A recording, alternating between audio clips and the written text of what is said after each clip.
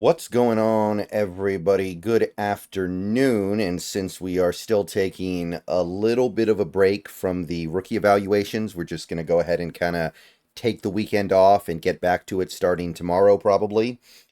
I thought this would be a good opportunity to look pretty distantly into the future here. And I understand this is not going to be for everybody. I know some people saw the title of this video and started rolling their eyes. I know that some people are watching this video right now and they're wondering why the heck are we talking about this stuff right now, but it's about time that we start at least acclimating ourselves to this, right? The 2025 NFL draft is now less than a year away. We are what, 4 months away from the start of the 2024 college football season. So we probably should start to familiarize ourselves with what we're dealing with, right? The last couple of years, I've tried to start to at least introduce myself to the draft class pretty much right after the previous draft is over. So I wanted to talk a little bit about what we can expect from the next draft. So less than a year away, Seahawks are going to be making some picks, and it's going to be from this pool of players. Again, keeping in mind, some of these guys are going to stay back and get that NIT money. Some of these guys aren't going to play well enough to declare. They're going to stay back for an extra year. I think we all understand that. But I wanted to take a look at what this draft class might bring to the table here because on the surface level, and the first thing I want to talk about in this video is there are, in the modern NFL, it feels like there are like two kinds of draft classes. You have drafts that are QB centric, and then you have drafts that are not QB centric, right? You have the draft classes that have a collection of super blue chippers or blue chippers. Like this most recent draft was certainly a super blue chip quarterback draft class with the 6 guys going in the top 12. Year before that, we had 3 quarterbacks going in the top 4. So those are both pretty quarterback centric drafts. And as of right now, what I can tell you, and I'm looking at the consensus big board, and I'm also looking at PFF's big board. I've looked at some other big boards as well. I'm not going to put them on screen, all of them on screen for the video, but the early indication is that 2025 is not going to be a quarterback centric draft. So some people are going to be disappointed by that. They're going to view these last 2 years as the opportunity to get the quarterback of the future. But this class, not so great. That's not to say it's bad. I want to be very clear about that. But you look at the aggregate, and they're basing their data off of 11 big boards, 56 mock drafts, and 17 team-based mock drafts. And their number one guy is Travis Hunter, who is a cornerback slash wide receiver. Probably going to play cornerback in the NFL, but who knows? Their number 2 guy is a cornerback. Their number 3 is an edge. Their number 5 is a cornerback. And they only have one quarterback in their top 10 right now. Everybody else is a defender, a receiver, a lineman on one side of the ball or the other. So Carson Beck is currently the one quarterback that the aggregate puts in the top 10. And then you had Shadur coming in at number 11. So it's one guy in the top 10. Compare that to what we've seen the last 2 years where 3, maybe even 4 of the top 10 spots have been occupied by a quarterback on the big boards. PFF actually doesn't have any quarterbacks in the top 10 at all. They have edge rusher, defensive lineman, tackle, cornerback, defensive lineman, tackle, receiver, corner. So they kind of agree as well. They're not super high on this quarterback group. It's a collection of a lot of intriguing defensive talent. You've got some skill position players, but this is going to be a little bit more like the 2021 draft. This is going to be a little bit more like I think it was the 2013 draft, where there's definitely good stuff. Well, there wasn't a lot of good stuff in the 2013 draft. That was the Eric Fisher. God, who else was in that top 10? That was a mess of a top 10 that year. That was a really, really disappointing crop of talent. I'm not saying this is going to be like that, but it just feels different when the top prospects that are expected to be most coveted are not quarterbacks. If you sort PFF's big board by quarterback, you can see that they do have some guys. Carson Beck, the Georgia guy, which I got to be honest, I'm not really buying what they're selling on Carson Beck, but he could improve. He could show something better in 2024. They've got Shadur Sanders, who, I mean, you tell me. You tell me how to feel about Shadur Sanders. Like, I like some elements of his game. There are some elements of his game that I really don't like. And there seems to be a lot of extracurricular stuff with him where, yeah, do you want to get involved in that? Do you want to go down that road? I don't know. You got Quinn Ewers, who John Schneider apparently loves, but at the same time, there's just a little something in his game that just feels like it's missing to me. Jalen Milroe, who I'm really not into, really not feeling that one. Drew Allar, the Penn State guy, I think he's going to get flushed down the big boards by the time the end of the season comes around, but we'll see. And then you've got a collection of other guys who I don't think most of these guys are going to be here at the end of the year. Dylan Gabriel, I don't see as an NFL quarterback. Jackson Dart, I'll believe it when I see it. I will say, you've got Riley Leonard and you've got Cam Ward. I like both of those guys, and I would definitely be interested in getting those guys to be Seahawks. And if you go over to the aggregate big board and sort by quarterback as well, you can see mostly the same stuff. Mostly the same crop of quarterbacks here. They've got a Cade Klubnik here. I'd be surprised if he declares, but it's certainly it all depends on how he plays.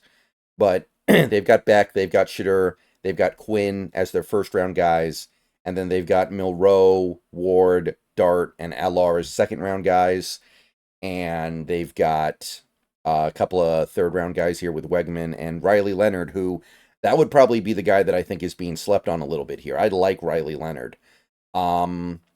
It definitely doesn't have the punch of this year's draft or the previous year's draft.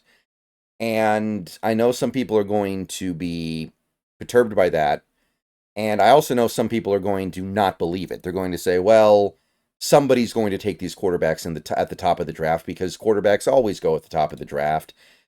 I would say look at the teams that are expected to be among the worst in the league in 2024. Like, if you had to guess which teams are going to pick in the top 5 in the upcoming in this draft, rather the 2025 draft, what teams would you pick? A lot of people think Carolina is still going to be terrible. Carolina, unless Bryce Young plays really bad, they're probably not going to just bail on him after 2 years. I think Denver could be really bad. They just took Bo Nix. They're not going to take another quarterback.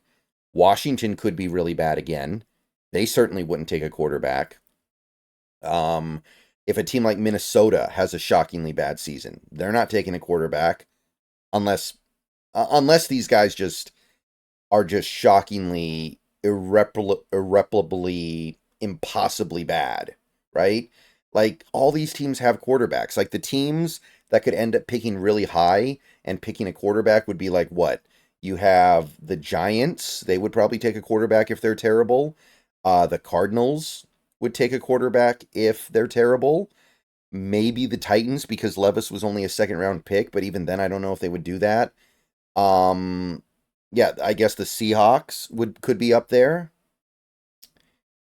But most of the teams that are in the running for a really bad record this year are probably already sitting on their guy. I guess the Raiders would be another one. If the Raiders are picking really high, they might feel obligated to go get a quarterback. I guess the Jets, but the Jets probably aren't going to be horrible. So for the most part, it's a league that has their guy. And I don't think that the bottom feeders are going to say we need to go get a quarterback. So I think that the talent of the draft and the needs of the teams that are likely to be picking at the top of the draft have come together fairly well to where a lot of these teams picking at the very top are not going to be jumping all over the best quarterback available. So I do think that these guys are going to fall a little bit. And if you're the Seahawks and you have a good season, maybe you win nine or 10 games, and you're picking in the middle of the first, and you didn't love what you saw from Geno, you maybe aren't invested in Sam Howell, and you want to draft a quarterback, you should be able to get one of the better guys in this draft. Like, maybe you won't get Beck. Although, personally, I don't even want Beck because I haven't seen it yet with him. Maybe I'll see something different this year. But you could probably get Quinn Ewers, who John supposedly loves. You could definitely get a guy like Cam Ward or Riley Leonard, unless they boost their stock way up. And, I mean, they could boost their stock way up and still easily be available in the middle of the first round. So, I don't think it's a big problem for this class that the quarterback choices aren't stellar. You're going to be able to find a guy that you like, and you're going to be able to get him if you really want him. Other than that, I mean, there are some guys that I'm familiar with from last year. Like, you look at the tight end list, Luke Lockie from Iowa, Bryson Nesbitt, Mitchell Evans, Caden Presscorn, Jake Bringing Stool. I'm probably mispronounced that name, but these are all guys that I watched a little bit last year. Eurosec was another guy. You go to the interior offensive line, Donovan Jackson and Tate Ratledge are probably my top two guys to see how they develop this year. Defensive lineman, there is Tyleik Williams. He's like going to be the big nose tackle in this class. He was a guy who could have come out but didn't. And I'd also say that Princely Umanmielen, who transferred from Florida to Mississippi, is going to be very interesting as well. Tumu Lau from Ohio State and Jack Sawyer both stayed back for the 2024 season. I think both those guys can end up being super blue chippers by the time we get there. Barrett Carter stayed back at Clemson. Danny Stutzman stayed back. Mondon Jr. stayed back at Georgia. These are all guys I would definitely earmark. And let's see here. Oh yeah, Stark stayed back as well. Rod Moore stayed back. Malachi Moore stayed back.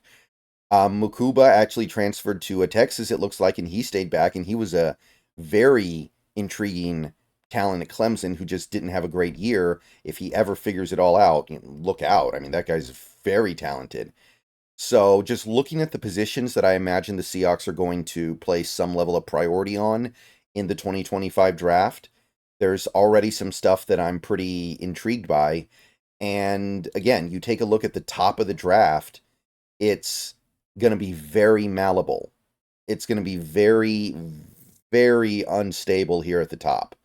You can't tell me that Travis Hunter is Caleb Williams. We knew Caleb Williams would be the number one overall pick like a year ago. He won the Heisman over a year ago. We knew what Caleb was going to be whenever he declared, right? Travis Hunter, I mean, he's awesome in college. He's a really fun player, but his position at the number one spot on the aggregate right now has probably more to do with notoriety because he plays for Colorado than necessarily how good he is. And again, I mean, Carson Beck could easily slip and become a guy who doesn't even want to declare because he's not going to go high enough. You've got a bunch of cornerbacks and receivers. There's going to be tons of shifting around here. So even if you assume the Seahawks are going to end up picking outside the top 10, which is likely because I don't think they're going to be bad enough to pick in that top 10. I don't think they're as bad as the teams that most people expect to be really bad in 2024. Anything is going to be on the table going into the season. There's going to be nothing that we just cut ourselves off from. Like last year, before the season started, I said, and I said it throughout the year, that, forget about Caleb Williams, forget about Drake May, forget about any of these prospects that are clearly way too good for the Seahawks to have a chance at. Joe Alt, Marvin Harrison Jr. It just was never going to happen. This year, other than maybe James Pierce Jr., he seems to be the super blue chipper edge rusher of this class, kind of the Jadeveon Clowney of this class, or maybe the Trayvon Walker, Aiden Hutchinson. I think that just about anything could happen. So whoever it is that you want, you've got a chance to maybe be able to go get them. All right, I will see you guys later. Go Hawks. A way too early look at the 2025 NFL Draft. Just wanted to preview it a little bit. We will be going super deep into it during the season. See you guys later.